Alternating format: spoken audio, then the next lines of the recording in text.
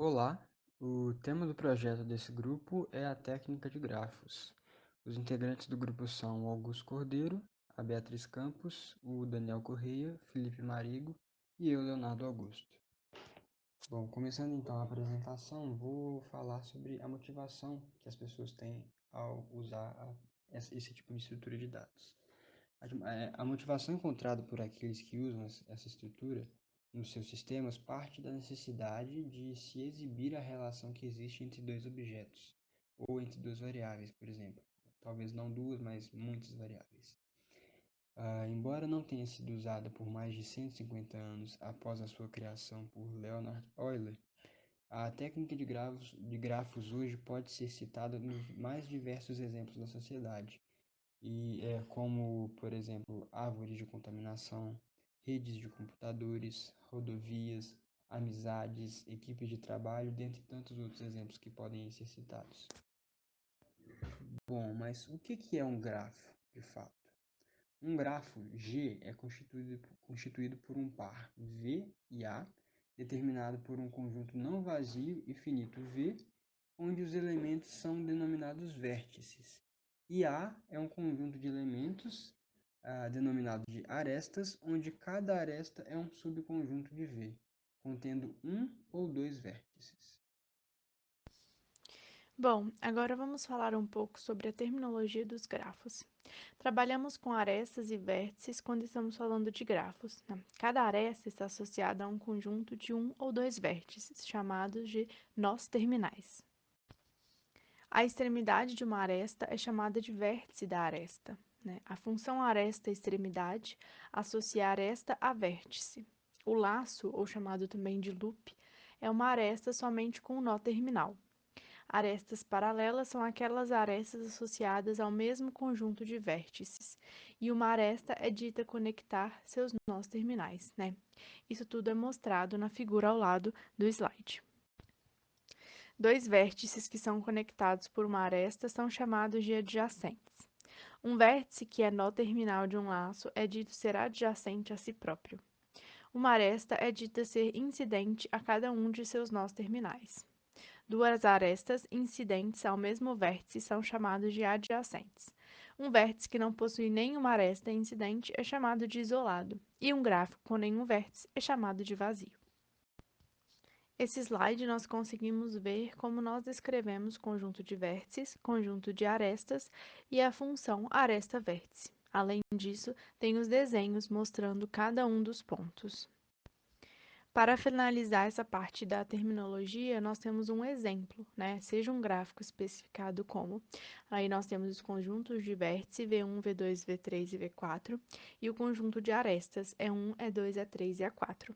A função aresta-vértice, portanto, fica igual descrita no quadrinho. E1 com vértice V1, V3, E2 com vértice V2, V4, E3 com vértice V2, V4 e A4 com vértice V3.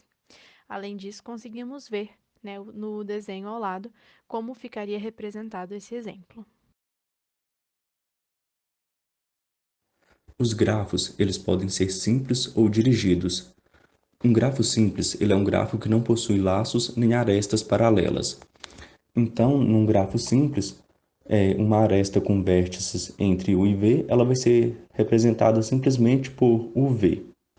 Já um grafo dirigido, que também é chamado de digrafo ou direcionado, ele consiste de dois conjuntos finitos, que são os vértices e as arestas dirigidas.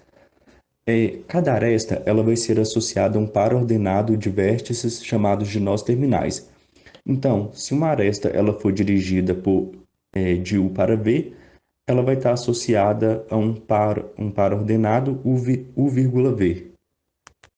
Agora a gente vai citar exemplos de grafo simples e de grafo dirigido. No Facebook é um exemplo de onde ocorre o uso de grafos simples, porque ali a relação entre as pessoas, que são os vértices, é de amizade, que é uma relação simétrica, ou seja, se U é amigo de V, então V também é amigo de U. Então, as arestas se tratam de segmentos não orientados. Já no Instagram é um exemplo de onde ocorre o uso do grafo direcionado, porque ali no Instagram existe o conceito de seguidores. Então, como a gente pode ver aqui no desenho, a gente tem uma relação que V1 segue V2, porém V2 não segue V1. Já entre V2 e V3, a gente pode ver que V2 segue V3 e que V3 segue V2, ou seja, as arestas são orientadas. Essa figura aqui é só para poder frisar a diferença entre grafo simples e grafo dirigido. Como a gente pode ver no grafo não dirigido, não ocorrem laços e não se representa relações do vértice com o próprio vértice. E a relação mútua ali que há entre V2 e V3 no grafo dirigido, no grafo não dirigido, seria representada só por uma aresta não orientada.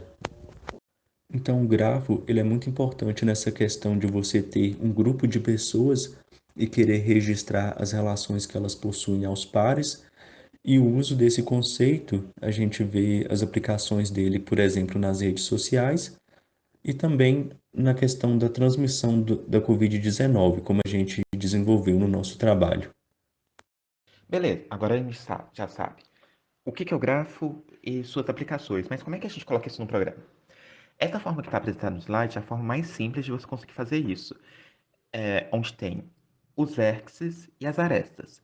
Os vértices são A, B, C, D e E.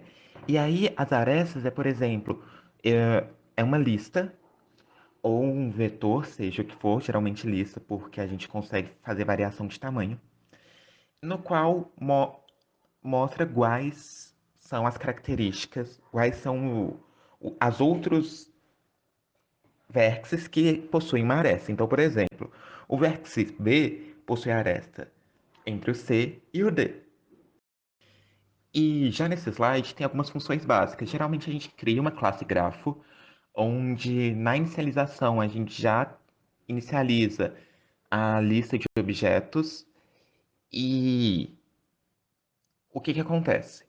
Quando você está inicializando a lista de objetos, você pode modificar as características dele, por exemplo, fazer uma struct ou qualquer coisa do tipo. Então, existe o grafo, que é o conjunto de todos os vértices e arestas, e você pode adequar isso criando uma struct para que, em vez de ser um dicionário simples, você possa utilizar um objeto inteiro como vértice. E além disso, você tem de fazer funções para pegar os vértices, pegar as arestas, adicionar arcos, verificar se existe uma aresta, e com isso você contém todo o funcionamento de um grafo.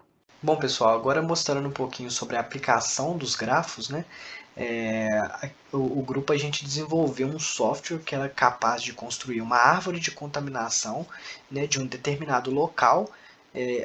No nosso projeto a gente considerou sendo na indústria, então a gente criou esse software utilizando as estruturas do grafo e esse software era capaz de rastrear as pessoas que possivelmente tivessem contatos com outras pessoas infectadas por Covid-19 e assim as empresas, né, a indústria ali poderia estar fazendo o isolamento dessas pessoas antes que o vírus proliferasse ainda mais. Então, tendo em mente isso, na aplicação de grafo em si, as pessoas, cada uma dessas pessoas, ela será os nossos vértices do grafo e cada uma das aglomerações ou contatos entre outras pessoas será a aresta do nosso grafo. E assim a gente consegue formar uma árvore de contaminação ou possível árvores de contaminações, né, com base nesses contatos entre as pessoas ou aglomerações em um determinado momento. Concluímos que a utilização do grafo é muito ampla e foi através desses conceitos apresentados aqui e de uma relação existente entre pares de objetos que desenvolvemos nosso trabalho final, capaz de representar algo mais complexo, os vários contatos existentes entre as pessoas em um ambiente de convivência. Utilizando dessa ideia, o grupo conseguiu criar um software capaz de processar informações dadas sobre contatos ocorridos em certos ambientes e pessoas confirmadas contaminadas com Covid-19, para assim indicar aquelas que devem ser afastadas por um tempo da convivência naquele lugar. Se ficou interessado, dá uma olhadinha no nosso trabalho.